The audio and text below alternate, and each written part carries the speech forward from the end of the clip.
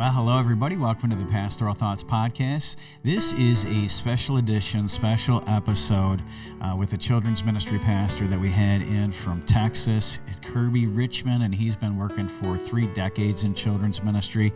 He did a children's training seminar at our church, Lighthouse Bible Baptist Church. We had other churches in. It was extreme blessing. So if you work in children's ministry, this is going to be a blessing and an asset to you. Or if you oversee children's ministry, or you just want some tools actually to teach adults, it'll be a blessing to you as well. And so enjoy. There's going to be 3 different sessions with Brother Kerby, and God bless you. Thanks for tuning in. But thank you for being here today. And I may not know your name, but I'm learning what kind of candy bars you like. If you got here really early, you got a choice. If you come in late, you get stuck, okay? So there might be black licorice or something at your chair if you're getting here late. But hopefully you'll find some that you like. If not, when we take a break, you can do some trading and have some fun with that, right? But again, we're so thankful that you're here. My name is Kerby Richmon. I grew up in Texas, was raised in Texas, went in the Air Force, and which got me out of Texas. And then Lord called me into ministry while I was in the Air Force. And so then after college, went into ministry actually 30 years ago, full-time ministry 30 years ago this year. And most of my ministry has always been with children. I was at a church in Baton Rouge for 4 years, and then I moved to Milford, Ohio. I saw this church supports Charles and Mary Keene as missionaries, and so he was a pastor there for 35 years. We were there for 16 years, and I went there to be the children's pastor, and then I took over another children's ministry called Master Ministry, so I traveled around. That's where I met Pastor Young through that, and his wife, hello Julie, and so we got to meet them when they were in Upper New York. Now, he's getting a little bit more spiritual. He moved south, okay? He's a little bit closer to Texas. But and this is supposed to be warm. This is not what we would call warm in Texas, but it was actually colder than that this week. We actually had wind chills of 10 below on Tuesday night, which shuts down Dallas, okay? We are not used to that. Houses are not built for that. And people have experienced a lot of plumbing problems as a result of that. So, but anyway, it's supposed to be 70 when I get back on Monday. So we're back to normal by then. So that'll be great. But I think you'll see as we go through today, I'm passionate about children's ministry. And but whenever I moved back to Texas, I moved back to Texas 10 years ago, and down in the Dallas area, and I still oversee the children's ministry, but we have a children's director that helps me take care of all the logistics. I jokingly say that she's the brain of the ministry, I'm the mouth of it now, and but she keeps all the logistical things, all the moving parts going, and does the recruiting, and I step in and do the training with our leaders, and then preach the bigger things like Vacation Bible School and our camp, and I preach in our midweek program on Wednesday night to our kids, and so I still get to enjoy that aspect of it. But much what I do now is more with adults. 2 years ago, I took over the seniors ministry, and that's just like a different division of children's ministry, and I think that it is as much fun. In fact, we went on a bus trip back in the spring. Went down to the central part of Texas where they're known for having a lot of bluebonnets in that area. That's our state flower. And it was a beautiful trip. We were supposed to be back by 6 o'clock because we had left early in the morning. We had several things we were doing. I was trying to be kind so they wouldn't have to eat out 2 meals. So, okay, we get back at 6, and they can go out to eat or go home and eat, whatever they want to do. And it's getting to be like 4 o'clock. And they're like, why are we in such a hurry to go home? And I'm not in a hurry. I was just trying to help y'all. And there's like 25 of us on the bus, and like, well, we don't want to go back. And I said, well, hey, here's the good thing about this ministry. I don't have to call your parents to get permission to get you back late. So this is great. So that's something different we have to deal with children's ministry, right? Many people think that all pastors or preachers grew up in church. And I don't know your testimony. There will be times you may get a chance to share a little bit of that later. But I did not grow up in church. I grew up in a wonderful family, wonderful parents. There were 4 of us kids, and very thankful for the home that I grew up in. But we didn't go to church. We lived out in the country. In fact, I went to a little public school. There were about 100 kids, kindergarten through 12th grade in the school, all country kids, farm kids. And Dad didn't want to pay for the gas to go into town to go to church for one thing, but then two, and we'll come back to a little bit more, he didn't want anything to do with pastors. And so growing up, as far as I know, I never heard the gospel growing up. That little school that I went to, there was a Baptist church that bordered the school. We shared a property line. And me and my teachers went to that school. I had the same bus driver for 10 years. Or she went to that church. Many of my friends went to that church. And they would ask me sometimes, Kerby, why don't you come to church with me? I said, why? Because when I ask you what you did at church, or when we meet up on Sunday afternoons, you always complain about how boring it was. You always complain about how irrelevant it was. You make fun of the pastor. I said, you do everything I do all week long and some things that I'm not proud of that I did all week long. I said, the only difference between you and me is what you do on Sunday morning. You hate doing that. If your parents are going to make you go to church, you can go to church. Mine do not. I'm going fishing. I'm going hunting. I'll work if I have to. But I'm not going to go sit in the classes that you make fun of all the time. Both my parents have large families, and we've always been very close. And so all of my aunts and uncles on both sides and my cousins all went to church every Sunday. But us. I remember distinctly being at a family reunion when I was like 9 or 10 years old. And on Saturday night, we'd have a singing. My uncle played the guitar, and we'd sing some hymns because, again, most of them claim to be Christians. But sometimes just some old songs and things. But I remember specifically singing Amazing Grace. I'd heard it, but never really thought about it until I was singing it. And there's probably 15 of us gathered around singing, but most of the reunion, there was about probably 70 or 80 people in the room, were listening to what we were singing. But I've always enjoyed singing. Nobody else tends to enjoy it, but I enjoy it. And so I was enjoying singing, but as we sing that song, some of the words I really began to think about those. So when the song finished and everybody's kind of chuckling and talking about, okay, what are we going to sing next? You know, just kind of a family style sing-along kind of thing. Singing, as we would say in Texas. And so I just asked, I said, I don't understand what this song means. What does it mean? I once was lost, but now I'm found. Was blind, but now I see. 80 people in the room, and you could have heard a cricket chirp. Nobody said a word. I really thought, well, maybe somebody will talk to me about it later. Nobody ever did. I was probably 9 or 10. I later graduated from high school and went to a small college out in West Texas for a year. And I think it was in September, a guy down the hallway from me, his name Doug, began to witness to me. I did to him what I'd always see my dad do to pastors. And said, I don't really want to hear about it. But Doug did something that no other Christian had ever done. He befriended me. And just as we would have casual conversations, as we were studying together, as we were walking back and forth across campus, he would witness to me. And specifically, one day I remember so clearly, Doug could talk 100 miles an hour. We live in Texas. Texans don't talk 100 miles an hour, okay? But I mean, he would just constantly. And I remember one day we were in the hallway and he was coming to my room. We were going to study together. And as I walked in the room, I reached over to flip on the lights, and fluorescent lights much like this. And when I did, I go, whoa! I woke some of you up, didn't I? And I said, what? He said, what'd you just do? I said, I turned the light on. Really? He said, but what happened? I turned the light on. But he said, how did that happen? He said, you turn the switch on over there, and the light came on up here. He said, how does that work? I said, Doug, this has nothing to do with what we were talking about. You've been around electricity. Why are you asking me these questions? He said, well, I'm just curious. He said, can you tell me how it works? He said, really?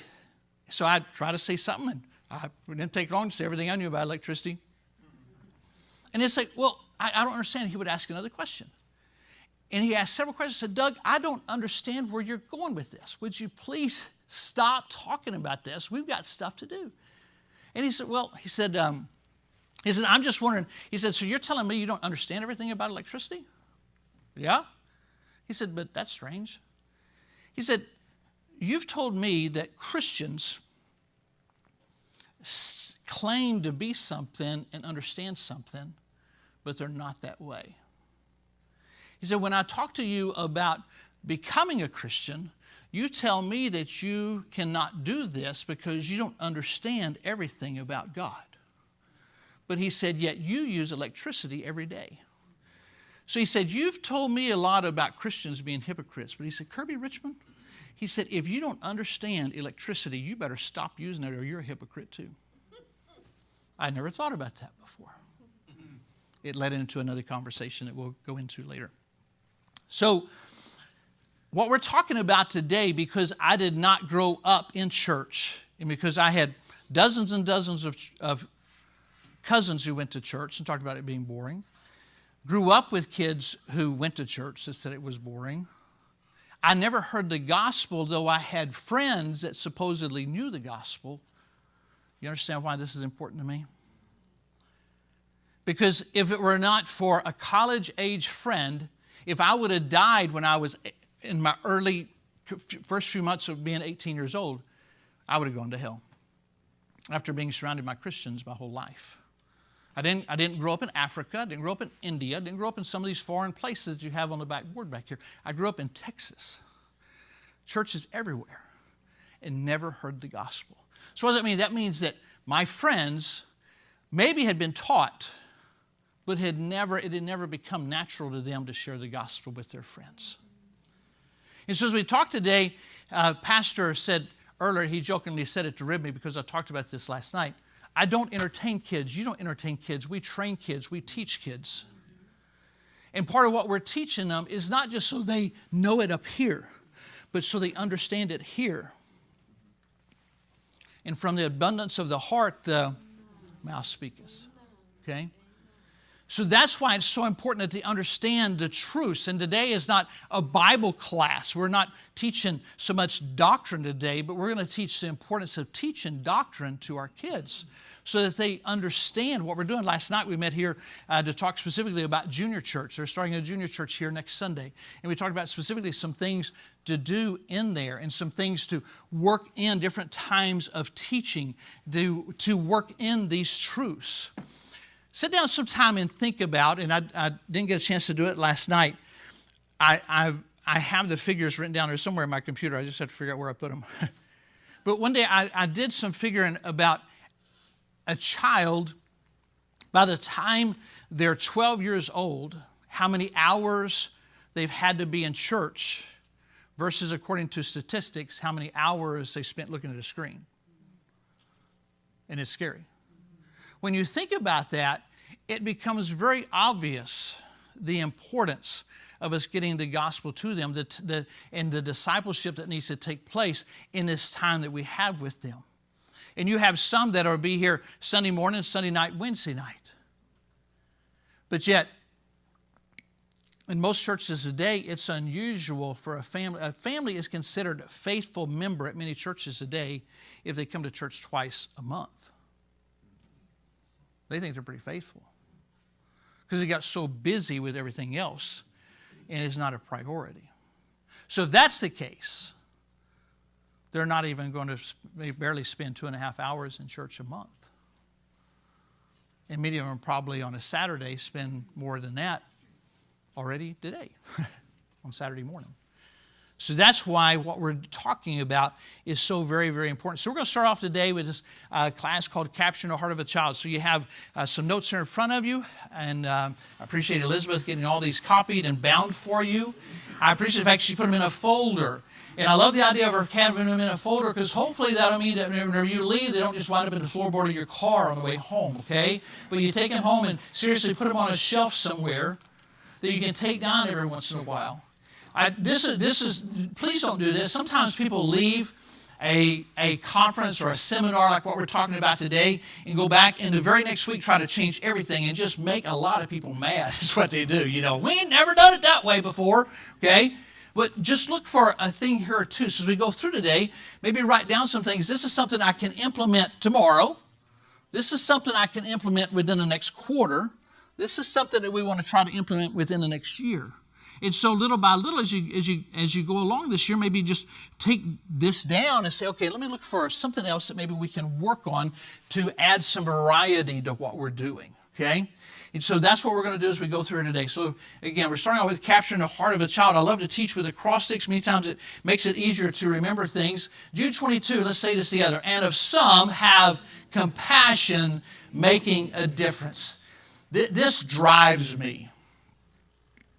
The idea of having compassion. Because there are people in my life that have made a huge difference in my life. So Doug, my friend at Angelo State University, continues to witness to me. And then in January 1985, 40 years ago from last month, I trusted Christ as my Savior. I've taken my wife there. It's 100 miles from where I grew up, but I literally drove her there one time to this building. It was called a Baptist Student Union. Now there's a different name for the same ministry. I can't remember what it's called now, but I took her to the building. It was locked. But we went around and I got to a window and I said, right over there against that wall, there used to be a sofa there. That's where I got saved. That's what changed my life. Because Doug had the compassion to share the gospel with me. And it made a huge difference in my life. And I wish I could tell you, I wish we had time today so I could just relate to you story after story after story to other people that God has put in my life that has made a difference in my life. A few of them are pastors, but most of them are lay people. You have just as much an opportunity. Pastors in the room, I know we have several church represented here. Pastors, raise your hand. Pastors, please understand this is no disrespect towards you, but the other people in the room, I think you would say this. That's the reason you brought your people here today. They have the same opportunity. So I got saved, and then I went in the Air Force, went to basic training in San Antonio, Texas. And one of the chapel services there, now in basic training in basically every branch, basically everybody goes to chapel. There's a reason. It's not, unfortunately, that they're all dependent on God to get them through it, but they need God to get them through it, and we understand that, and we pray for them.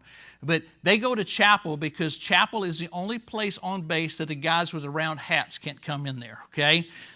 The TIs cannot go into the chapel services, and so everybody goes to chapel to get away from them. And so one day in chapel, the chaplain talked to us about baptism. Nobody had talked to me about baptism. Doug had never explained that. And he finished in the invitation time. Basically, he said, if you're interested in getting baptized, if you'll stay afterwards, I'll stay around and talk to you. I stayed to talk to him. Some other guys did too, but they had no interest in baptism. They were trying to get away from Sergeant Johnson. And so he explained, he said, if you want to get baptized, I will take you to First Baptist Church of San Antonio to get you baptized. I'll take you off base next Sunday night to do that. I was in. Some others were in, but I'm not trying to be judgmental, but from what they said, I know some of them had no interest in what we were doing. They were just getting off base. It was funny, though. I went in, and he told me, he said, now, one of the deacons will talk to you to make sure you understand everything, and then they baptize before the service ever starts. So we're going to get there early, and you'll change clothes. We change clothes. I put a name tag on, similar to what yours has, and I put my name on it, Kerby Richmon. The guy baptized and misread my name. He said, I now baptize you, Kerby Richmon, okay? So Kerby is my Baptist name. I'm so thankful for people that made a difference. So it started off in San Antonio. Everybody in the Air Force starts there. And from there went to what was Lowry Air Force Base in Denver, Colorado. President Clinton shut that down when he was president. But that's where about 6 months of training. And then my first permanent duty station was at Nellis Air Force Base in Las Vegas, of all places. Doesn't sound like a good place to go as a new Christian, does it? Again, God put some special people in my life. My very first day, a guy in the barracks knocked on my door. He said, hey, saw you moving in, started talking to me. He said, you go to church anywhere? I said, well, I just got here. He said, no, but he said, did you go to church in Denver? Well, I went a few times, and to be honest with you, it was very frustrating. Again, a reason that I love children's ministry.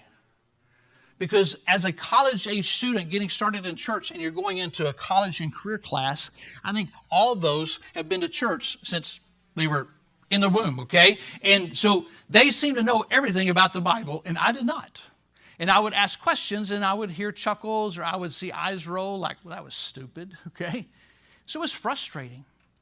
I didn't understand why the Bible that Doug had given me sometimes I would finally find the place where the pastor was, and I'd finally find the book of Isaiah.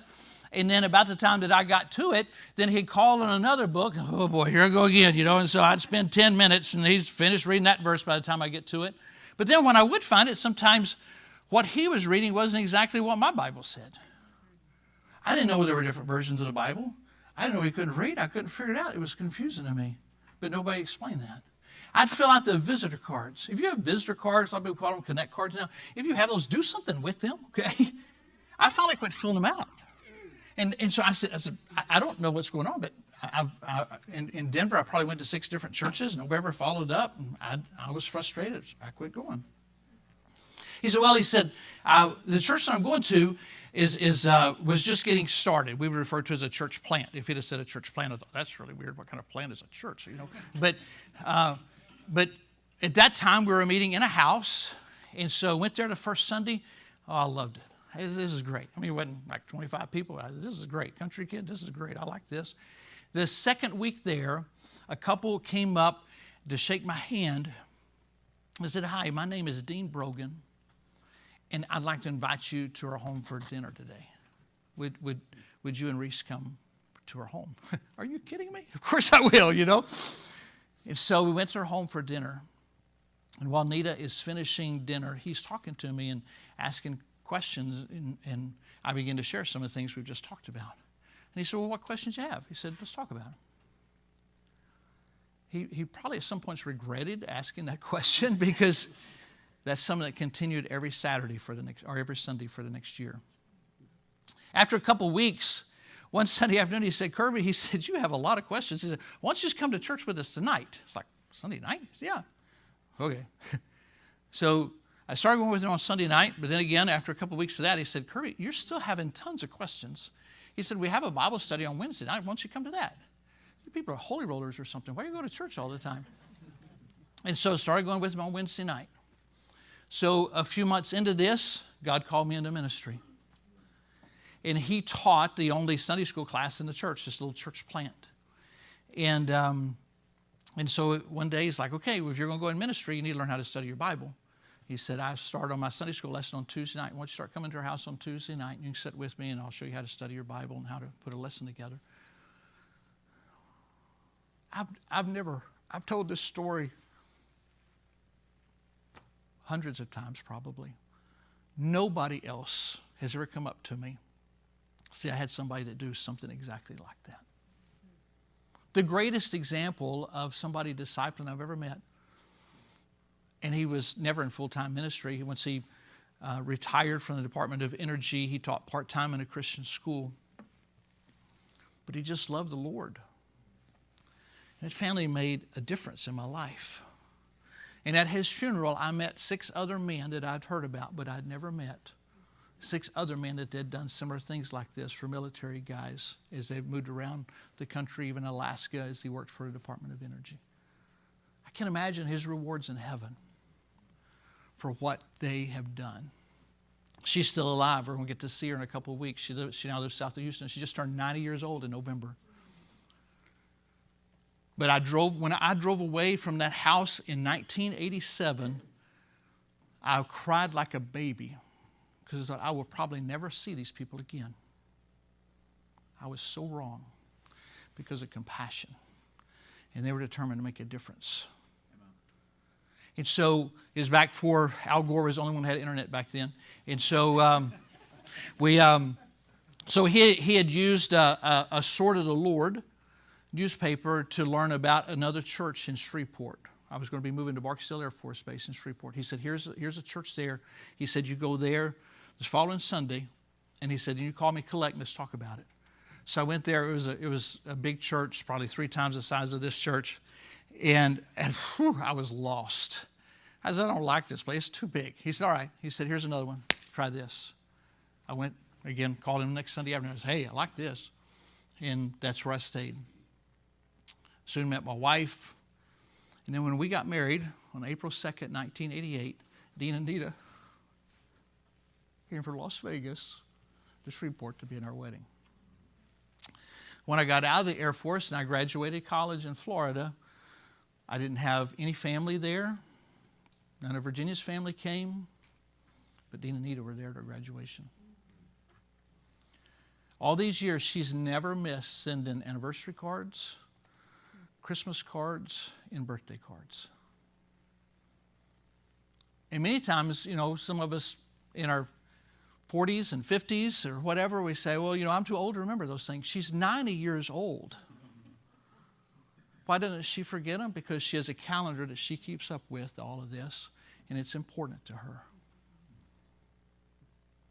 So me, my wife, and 2 kids, every single birthday. That's compassion. It's why you tell us that story. I don't know about you. Maybe this sounds arrogant, but I'd love for somebody to be able to tell a story like that about Virginia and I one day.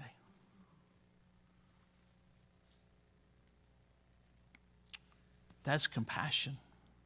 So think about this. A teacher must have, we've talked about compassion, a teacher must have heart. That's your first blank to fill out. So we're 30 minutes in. We've got to the first couple of lines, so hang in there, okay? So this idea of heart, I want you to think about this. Let's read this verse together. For where your treasure is, there will your heart be also. Things we treasure, we take time to take care of, don't we? All of us, whatever it is, you fill in the blank, we all have our hobbies that we're going to make sure get done. Some other things may not be done, but we're going to make sure they're done because why? We treasure them. I want to tell you something, and pastors in the room, please don't get mad at me. And really, nobody's ever walked out, but I've said this many times, and nobody's walked out, but it's a pretty good attention getter. If you don't treasure the class that you teach, the greatest thing that you can do is not to take the notes. I appreciate Pastor's kind words earlier. But the greatest thing you can do is not just fill in all your blanks today. But the greatest thing you can do is go to your pastor tomorrow and resign your class. Because I would not want you teaching my child or my grandson if you're only there because somebody asked you to do it and you felt guilted into do it. Well, somebody's got to do it. No, God has a plan for who does it. And I just learned through the years it's a whole lot better to combine 2 classes for a little while and have one teacher that truly treasures her class or his class than to have a teacher in a classroom that doesn't have a heart to do it. How would you feel if you found out, if you could really look in your pastor's heart and tell that he doesn't treasure you, that it's a paycheck? That would break your heart. That would crush you. That your shepherd does not care for you as the sheep. You pastor your class. And when you pastor your class, you're going to treasure your class. You're going to have this heart that we're talking about. And that'll never be a struggle. When you learn to treasure your class, you're going to want to make sure, you're going to arrange your schedule to make sure that you don't miss over and over again. We all get vacation time. Our church is doing something very unique for me that I'd never heard of before. So on March 16th, I start an 8-week, they call it a sabbatical. I never heard this term before. But they're going to start doing this for me every 7 years. So for 8 weeks, we're taking, and really the whole purpose of what we're doing, and this is just my wife and I's heart, we're calling it our thank you tour. And so for about 4 weeks of my sabbatical, we have a big loop that we're taking, making our way up to Ohio, back down to Florida, back through Louisiana, plus another week that we're spending with Nita. Just thanking people that have made a difference in our life. Because there's no way we could have done this for 30 years. I'm looking forward to time with her. We have family in our church that are letting us stay in their cabin in the Smoky Mountains for a week, no cost. I'm looking forward to just time with her. There's no way I could have done this without her. It's exciting to me to see several couples come in here. It's very exciting to see how many men are here. Many times in children's ministry classes, it's like 1 or 2 men are like looking around like, oh boy, what did I get into? Okay. Guys, we need more men. We need to go back and recruit more men.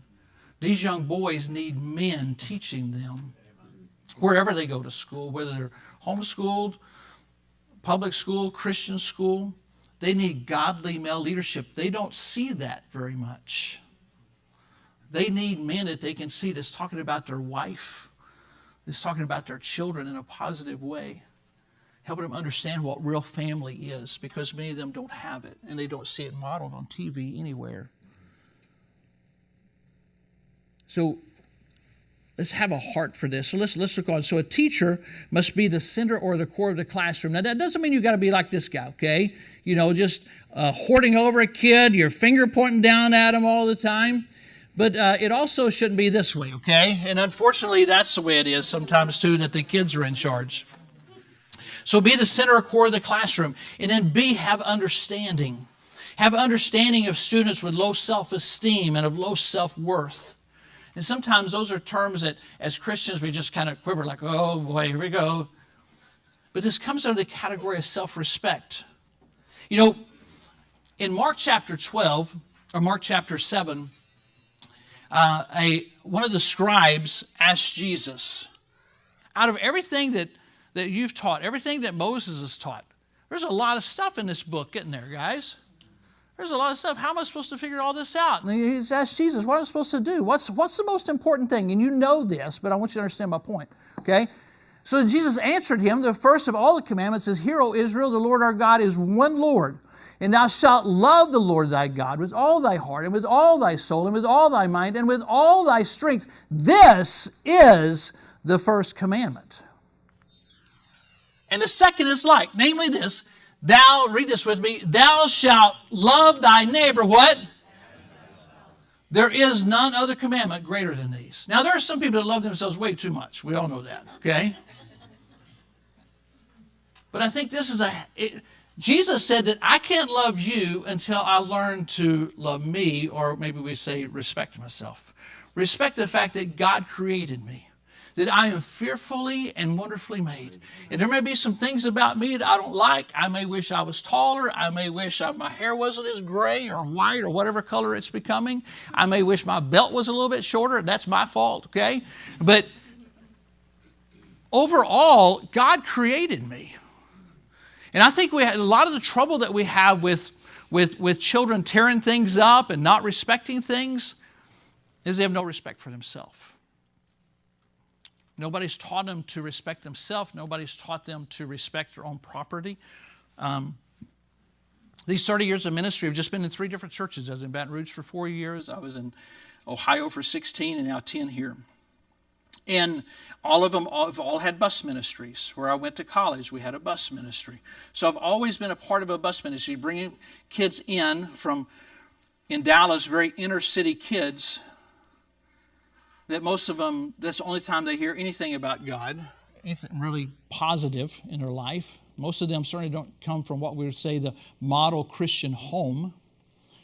And so many of them don't know how to take care of things. Their parents have never owned anything in their life. And so for them to kick a hole in the wall is no big deal. The apartment, so fix it when we move out next month because mom and dad didn't pay the rent.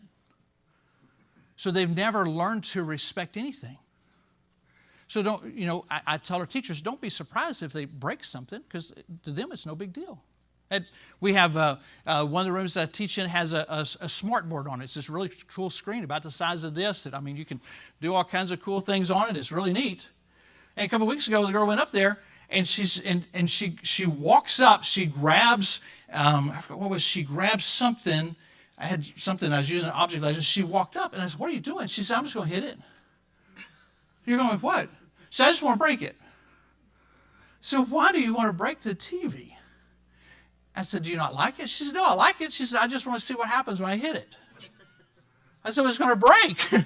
It's going to shatter. You might get hurt." But I said, "We're not going to be able to have it for class. Do you like it?" "Oh, yeah." I said, "You like playing games?" "Oh, yeah." I said, "Well, don't break it." He said, "There's no way. My daddy would have had a big problem then, okay? It would not have been good, okay? Something else would have gotten broken." So have understanding of kids with self-respect, or struggles with self-respect. Understanding of things going on in or outside the classroom.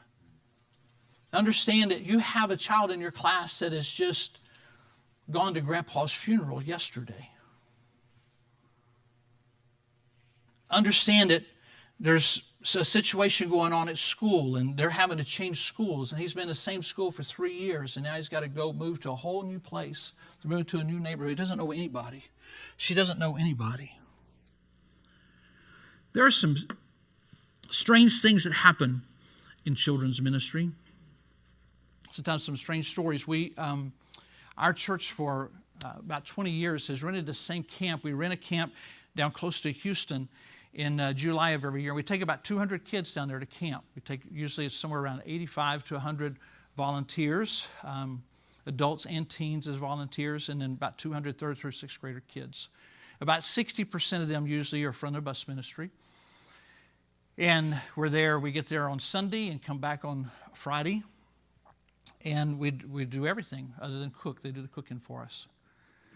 And so with this many kids from varied kinds of homes, varied backgrounds, a couple of years ago, I asked the counselor to find out where these kids, their parents and their grandparents, what country they were born in, because I knew we had a lot of nationalities represented. So out of the kids, their parents, and their grandparents, there were 18 countries represented there at camp out of those 200 kids. Of the 100 kids that are in the school I grew up in, there was one state represented, much less a country. They were basically all from Texas, okay, because we lived right in the middle of the state. I never had a friend that was not a Caucasian until I went to college. We had a couple of Mexican families that came a couple of times. They never made it very long. And we had one black family that was there one day and left. And so I never had friends from any other nationality. And so with all these cultures mixed up, some interesting things happen. And so this particular week at camp, I preached the evening services, and different people do the morning services. And I was doing a series about family. And on Thursday night, the last night of chapel, one girl, her name was literally Unique, was her name. She was a sixth grader. She was about so tall, very thin, a pretty young lady. But she was a friend of one of the kids who ride a bus that was able to get a scholarship, and she came to camp for free, which is part of the story. So about halfway through the message that night, again, talking about family life, she jumped out of her chair and ran out the back of the chapel. The chapel is on the second floor of a building. The dining hall is on the first floor, and then the chapel is on the second floor. And so there's this big deck on the back. She ran out on the deck. I thought she was going to, we had somebody a couple of years ago that almost jumped over the deck trying to commit suicide. And so I thought she's going to try this. And so 3 counselors are heading out there to grab her. And so I'm preaching. I can see them out on the deck. I can see what's going on. I can tell she was fired up. I mean, her head's just bouncing everywhere. Her arms are everywhere, and they're trying to get her calmed down. And I didn't know what was going on. We finished chapel. We had the award service for the whole week that night. We finished that, and they're still out there talking. So as soon as service was over with, I went out there. I was like, what is happening out here? She is sweating. I mean, for one thing, it's in the Sam Houston forest. It was hot, but she had just been so active and was so intense. She's just sweating profusely. There's a lady perspiring, okay? She was like, what's going on? She said, I've had it with you. I am so tired of hearing you. And I said, what did I do to offend you? She said, all week long you've been talking about families, and you've been talking about parents, and you've been telling us we're supposed to honor our father and our mother. You're telling us when we get home, you told us, and this is what triggered her that night. She said, you told us when we get home tomorrow that we run up to mom and dad, and we give them a hug, and we thank them for allowing us to go to camp. I said, so do you not want to do that? She said, I can't. I said, why? She said, Pastor Kerby, we passed my daddy coming here. Huntsville is known. It's in Huntsville. Huntsville is, many of the big prison systems in Texas are in Huntsville. That's where they do all the assassinations, or lethal injections now. And she said, we passed my daddy. She's 12 years old. She said, I hadn't seen him since I was 5. But I remember that building that we passed when we got off the interstate, that's where he was. So you talk about hugging our parents. She said, Pastor Kerby, the closest I've been to touching my dad has been that far, because I remember distinctly putting my hand up on one side of the glass. He put his hand up on the other side of the glass. That's the closest I've been to touching him. because he went to prison before I was ever born. He will not get out until I'm 18 years old, and nobody will tell me what he did to get in prison for that long. So she said, Pastor Kerby, I'm not an idiot. What do you think my dad did that he was in prison for 20 years, basically, before he gets out of there? And nobody else talking about it. And you want me to give him a hug? He doesn't care what I do. And you want me to honor him? You want me to respect him? How? I said, tell you what,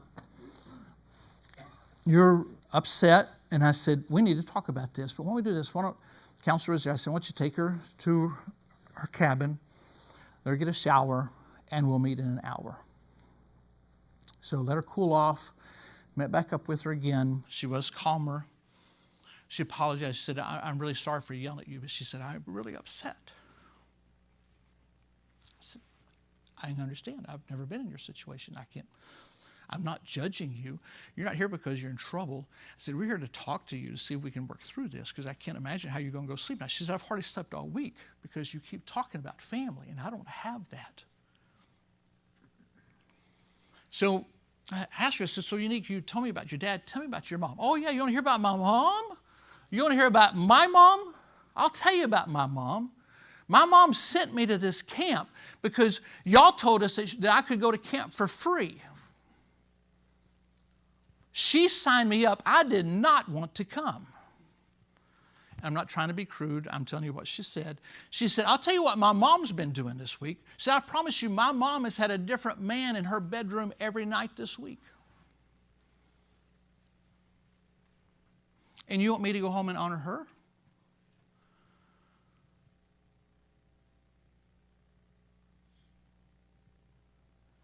She said, show me. She said, on Sunday after camp is over with, we have a big camp service. And she said, I'm sure Mom will come to the camp service. She said, do you want to meet her? I said, I would like to meet her. So on Sunday morning, she came out to grab me. And she said, you still want to meet my mom? I said, I would. She said, come in here. She took me into the service. Her mom was sitting on the back row. Again, not trying to be crude, but she was literally sitting in two different chairs that she'd put together. She probably weighs close to 400 pounds. I'm not pointing at you two because I think you weigh 200 pounds. Don't get mad. Don't throw your butterfinger at me or something. But it took the two chairs for her to sit. She was slouched down in the chair. She was wearing a dress that was more of a halter top. There was way too much skin showing. But basically all the skin that we could see was covered with tattoos, including most of her face. She probably had at least 20 piercings that you could see just looking at her. Nose, ears, eyebrows. I don't know how people eat with those things. I don't know how that works. But she literally walked up. She said, this is my mom. And then she said, and that's her boyfriend today. Again, she's sitting in two different chairs. He just needed about a fourth of a chair. He weighed about 85 pounds, okay? Little scrawny looking dude. And so she walked away with me. She said, you see what I'm talking about? That helps me to understand somebody. Why did I tell you this story? Her name was literally Unique, but you have uniques in your church. It may not be as drastic of a situation, but those kids know things that you don't know about families. And they need somebody who's going to minister to them. And when you understand them, that's going to help you. You have that child in your class, you have that kid in your class that will absolutely drive you crazy, okay, sometimes. I mean, he promotes your prayer life. You pray for him on Sunday night. God, I know it'd be really good for Billy if he could just sleep in the morning, okay? He's got to get up and go to school Monday morning. If he could just sleep till about 1 o'clock Sunday morning, God, I know that must really please you, okay? But that's not treasuring our class, is it? So we have to understand who we're dealing with and work with it that way, okay? So, man, we got to get on these notes, don't we? Okay, so let's look at this. So when you have opportunities to spend with them, we're going to take a break here in a minute. I promise you, we're going to be done this afternoon. Now, if you notice the last class starts at 1 o'clock, it does not say what time it finishes, okay? So just, you may not want to eat as much of that. You might have to eat that for dinner later or something. No, I promise you, it won't be like Moses or Pharaoh. I'll let you go after a while, okay? All right? So when you have opportunity to talk to these kids, whether you're visiting them in their homes, which is getting harder and harder to do, or whether you're meeting them somewhere, or you just have an opportunity to talk to them at church, what can you talk to them about? What are some things we need to talk about? So this is kind of, again, one of my acrostics you kind of do to get a conversation going. So you can start off with them talking to them about their family. Find out, who do you live with? Siblings, parents, what's going on there? Talk to them about parents' interests in their occupation. I try to do most of my visits that I do with another parent there. Specifically, if I have a child that supposedly has made a salvation decision, is interested in baptism, I want the parent there. We're going to talk more about why we do that later, but in this afternoon. But why I want the parent there as we go through that. But if a parent is there, then this gives you an opportunity to kind of engage. We're starting off talking to little Billy over here, and now I look over to Dad and I start talking to Dad, and what are your interests? Or in a home, you look around and you see there's a deer head mounted on the wall. Hey, do you like to hunt? He starts talking about hunting, or you see a fish, and you start talking about that. So now Dad has gone from his arms being like this, and now he's lying about his fish that he caught, And so, but you're getting him engaged, and that's what you're trying to do. You're trying to build a relationship, right? Okay, so talking to them about their interests or occupation, so either form or firm, whichever word you want to spell, because we want to then get to their religious background. Okay, well, Billy, do y'all normally go to church anywhere? Where have you gone to church?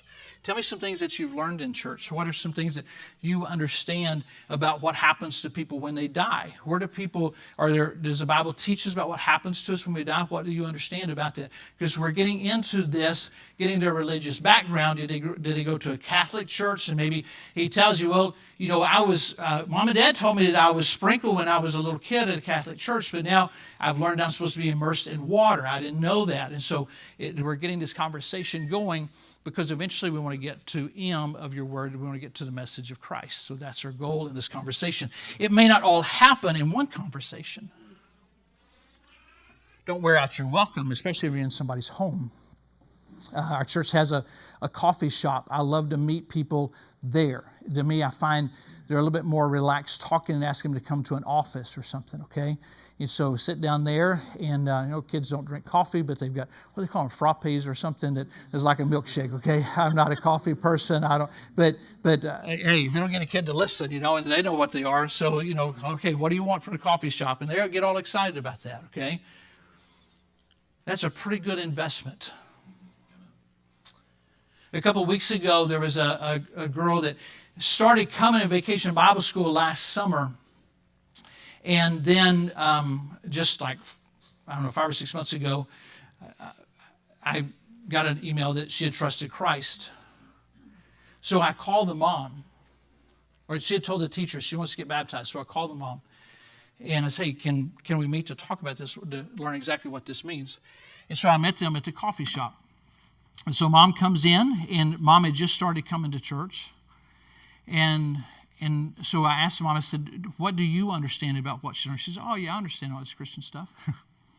Didn't come to church, but she's starting to come and showing some interest. And so I took her one of these little booklets here. A friend of mine and I wrote this probably 15 years ago now. And it's a little booklet called Everybody Needs Jesus. And so as I started going through this with the girl, Mom was like, wow, I hadn't heard of some of this. Because in this book, we talk about things that kids need to understand. First of all, God's plan for your life. Helping kids to understand that God has a plan for your life. Just like God had a plan for Moses and all these people you read about in the Bible. You are so special. God has a plan for you. And not only for your life, but what happens to you after this life. So we have to understand our sinful condition. We have to understand God's love. And then there's Bible verses here with this, explanations of some of the words that they'll see in here, help them understand it. Understand what Jesus did for us. We need to understand how to receive God's gift. And then here's this big thing. Do you understand? And some things, ask them, do they understand this? And then understand the choice is yours. And so your kids, there are a lot of things in life that your kids have no choice over. They have no choice who their parents are. They have no choice where they live, where they go to school, or anything. But they do have a choice. This is something that they have a choice on, okay? We just want to make sure they understand that their choice is truly theirs, okay? And so as we're going through this, I could tell that I'm entering into things that Mom has no clue about. So finally I said, Mom, could you take this home? And why don't y'all maybe spend the next week reading a little bit of this each night and going through some of these Bible verses together. And then let's meet again next week. And so we set a time we would meet the next week. We met there at a coffee shop. We sat down at the table. She said, Pastor Kerby, I had no clue what you were talking about. I realized that once I started reading that book. She said, I trusted Christ as my Savior too. Can I get baptized too? And I got to baptize them the next Sunday. What a joy. Because of basically following that acrostic right there and spending time with them. It takes some time to do that. But again, do you treasure your kids? Something to think about, okay? Well, we're going to take the break here in just a minute. Let's get through this. We ought to get through point 1 anyway, shouldn't we? All right? So, the first page. So, it has spirit. Be prepared for class. Man, this is important. My pastor in Ohio taught us this. He said, if you're on time, you're late. That's a great thing. It's a great thing. It's showing how you respect other people when you don't have other people waiting for you. Because other people's time is valuable. Okay?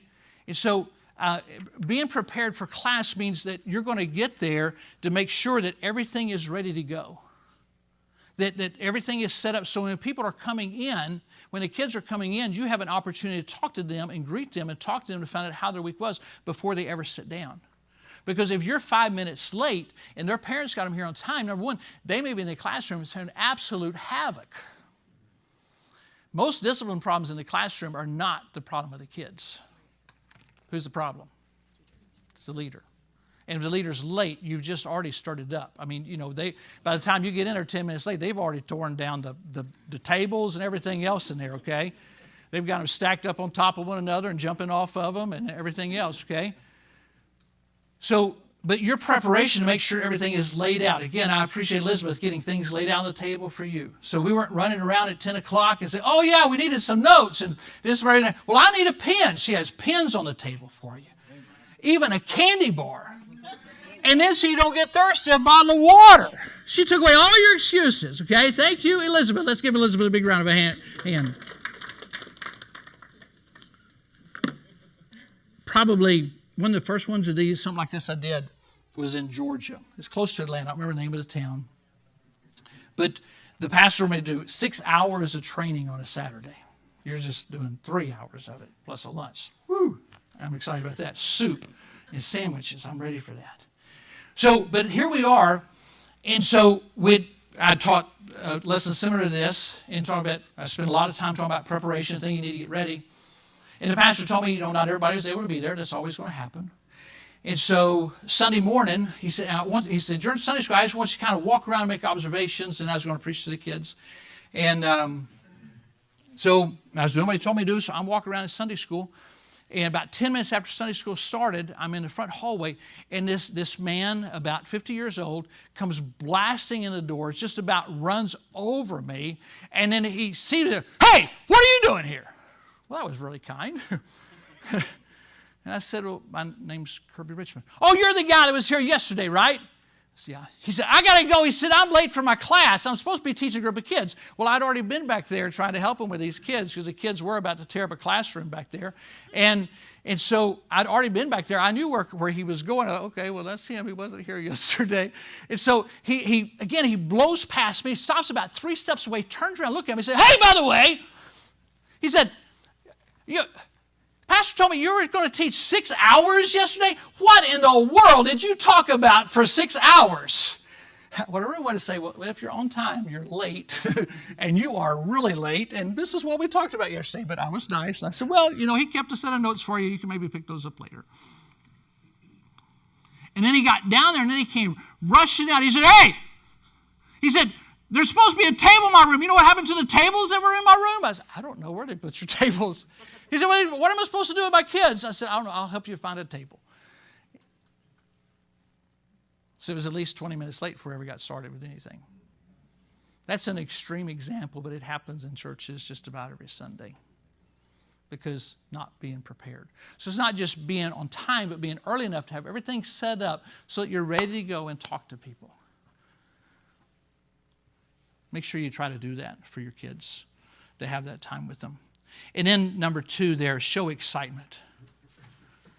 I explained this to the guys last night. I love to think of people as cartoon characters.